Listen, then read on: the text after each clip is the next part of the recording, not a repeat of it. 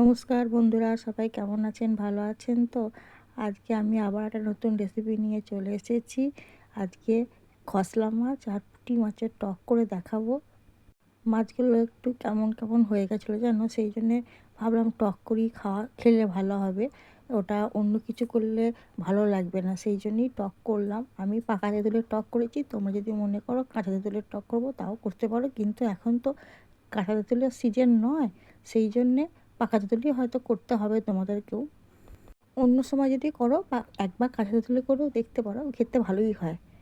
তেঁতুলটা কেমন কালো কালো হয়ে গেছে দেখেছো?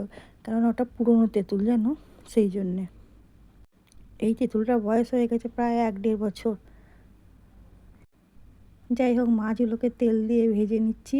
তেলটাকে খুব গরম করে নিয়েছিলাম। এবার মাছটাকে কড়া করে একটু ভাজবো, কেননা বললাম না একটু কেমন কেমন হয়ে গেছিলো, মানে নরম নরম, সেই জন্যে একটু দেখো কড়া কড়া করেই ভেজেছি। এইবার এতে আমি সব সরিয়ে দিলাম, একটু কায়দা করে দিলাম, দিয়ে 5 ফোড়নটা দিয়ে দিচ্ছি। এদিকে তেঁতুলটাকে ভালো করে চটকে নিলাম, চটকে নিয়ে এবার ওটাকে ফেলে দিচ্ছি। ফেলে দিয়ে এবার তেঁতুলের জলটা দিয়ে দেবো মাছের গায়ে। এই যে দিয়ে দিলাম ছ্যাঁক করে, তার সাথে একটু জলও দিয়ে দিলাম। এবার আমি একটু নুন দেবো আর অল্প একটু হলুদ দেবো।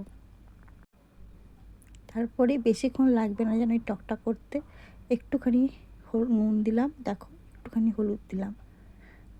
এই মাছটার একটাই ঝামেলা, ওটা বাছার সময় সময় লাগে, কিন্তু অন্য রান্না করার সময় কিন্তু বেশি সময় লাগে না।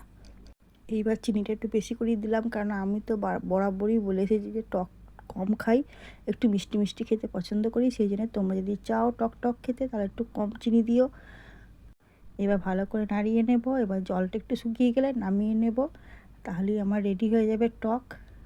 আর একটা টিপস দিই যে কোনো সময়তেই কোনো পরিস্থিতিতেই টক কিন্তু গরম খাবে না, তাহলে কিন্তু পেটের সমস্যা হবে।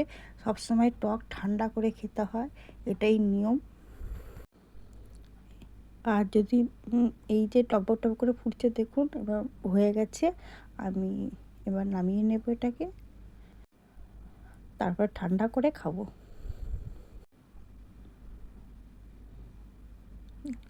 অনেকটা জল শুকিয়ে গেছে দেখুন।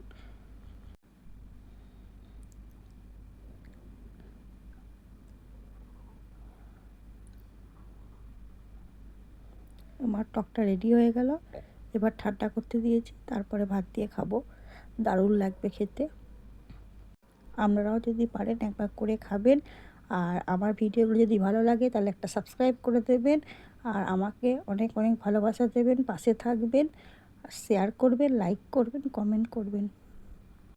আমার ভিডিওগুলো কিন্তু সম্পূর্ণ একদম ঘরোয়া, দেখবেন রান্নাগুলো, এইসব রান্নাগুলো হারিয়ে গেছে, তাই ভাবি তো আপনাদের করে দেখাই এই রান্নাগুলো।